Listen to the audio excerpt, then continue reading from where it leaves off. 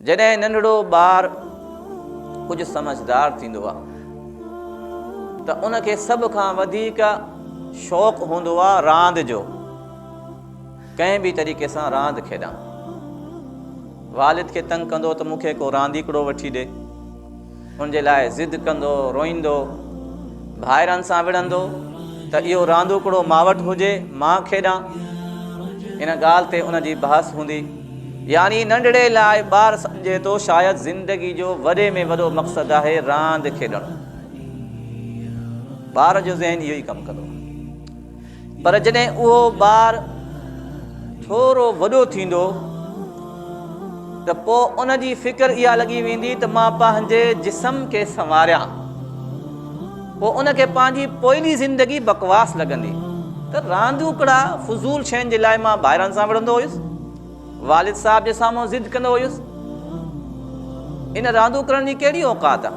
वॾो माण्हू हुजे उनजे लाइ इहे शयूं फज़ूल आहिनि, रांदीकड़ा उनजे लाइ फज़ूल आहिनि। ऐं उन वक़्तु उनखे इहा शइ लॻंदी त रांदूकड़ा फज़ूल हुया, मां हरू भरू इन्हनि शयुनि जे लाइ ॿाहिरनि सां विढ़ुसि, वालिद साहब सां ज़िद कई। असल ज़िंदगी जो मक़सदु छा आहे त पंहिंजे पाण खे ख़ूबसूरत बणायां। पोइ पंहिंजे वजूद खे ख़ूबसूरत बणाइण जे लाइ कामल चहिरे ते काशे हणंदो, कामल वारनि खे काशे हणंदो। कोशिशि इन जी इहा हूंदी त मां कंहिं तरीक़े सां माण्हुनि खे ख़ूबसूरत लॻां। हुस्नो जमाल जी तरफ़ इन जी पूरी तवजो हूंदी। मां अट्रैक्टिव माण्हू बणां, माण्हू माॾे मुतवजे थियनि। ऐं जॾहिं इहो माण्हू शादीशुदा थींदो ऐं इन जे मथां कुझु ज़िमेदारियूं ईंदियूं त पोइ इनखे लॻंदो त ख़ूबसूरती फज़ूल शइ आहे। पंहिंजे पाण खे संवारणु हिकु फज़ूल शइ आहे, वक़्त जो ज़ियाउ आहे, पैसनि जो ज़ियाउ आहे, ॿियो कुझु न आहे। पोइ उनजी ज़िंदगी में हिकिड़ो ई मक़सदु हूंदो त कंहिं तरीक़े सां मां दुनिया जमा कयां, कंहिं तरीक़े सां मां पैसो जमा कयां, मिल्कियत जमा कयां। पोइ इहो उनजे ज़हन में हूंदो त सॼी ज़िंदगी जो असल मक़सदु त पैसो हुयो, मां हरू भरू पंहिंजो वक़्तु ज़ाया कयो ख़ूबसूरती ते, मेकअप ते। पोइ उनजी 24 कलाक ॾींहुं हुजे राति हुजे हर वक़्तु फ़िक्र छा हूंदी? पैसो कॾहिं। पोइ उन पैसे गॾण जे लाइ न उहो हलाल ॾिसंदो, न हराम ॾिसंदो, न पंहिंजा ॾिसंदो, न पराया ॾिसंदो, न कूड़ ॾिसंदो, न सच ॾिसंदो।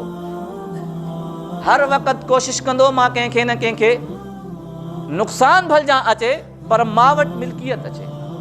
ॿाहिरनि सां विढ़ो पियो, विढ़ंदो, पाड़े वारनि खे नुक़सानु ॾियणो पियो, ॾींदो, पर मूंॾे मिल्कियत अचे, मूंखे नुक़सानु न पहुचे। इहो इन जो मेन मोटिव हूंदो। जवानी खां पोइ, शादी खां बाद इहो इंसान जो ज़िंदगी जो मक़सदु बणिजी वेंदो आहे ऐं पोइली ज़िंदगी बकवास लॻंदी। ऐं इहो ई शख़्स जॾहिं पोड़ो थी वेंदो, ज़ईफ़ुल उमिरि थी वेंदो, आज़ा कमज़ोर थी वेंदा, अखियूं ॾिसणु छॾे वेंदियूं, कननि खां ॿोड़ो थी वेंदो, जंगा हलणु कमु करे छॾींदियूं।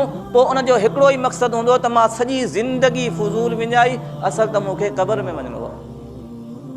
पोइ उनखे होश ईंदो, मां फज़ूल शयुनि जे लाइ नंढड़े ॿाहिरनि सां विढ़ुसि, फज़ूल शयुनि जे लाइ मां वालिदैन सां झेड़ा कया, माण्हुनि सां फिटायो, पर असल मक़सदु छा हुयो? क़ब्र में वञिणो हुयो।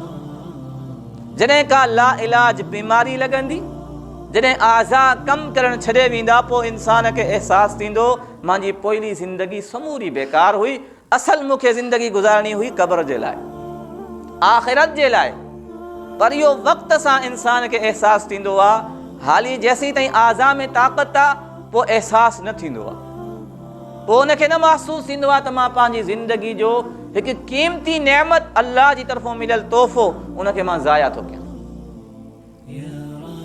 ऐं अॻिते मूंखे अल्लाह जी कोरट में पेश थियणो आहे, ज़िंदगी जे हर लम्हे जो हिसाबु ॾियणो आहे। मुंहिंजा ॾींहं कीअं हुया, मुंहिंजूं रातियूं कीअं हुयूं, मुंहिंजी जवानी कीअं हुई, मुंहिंजो पढ़ाइब कीअं हुयो, मुंहिंजी मिल्कियत मां काॾों कमाई ऐं मां काथे ख़र्च कई, मां अल्लाह जे दीन खे केतिरो सिखियुमि, उन जे मथां केतिरो अमल कयुसि। इन्हनि सॼिनि शयुनि जो जवाबु अल्लाह जी अदालत में ॾियणो आहे। पोइ उनखे अहसासु थींदो। पर ज़िंदगी में, जवानी में, शबाब में ताक़त में उनखे इन शइ जो अहसासु न हूंदो।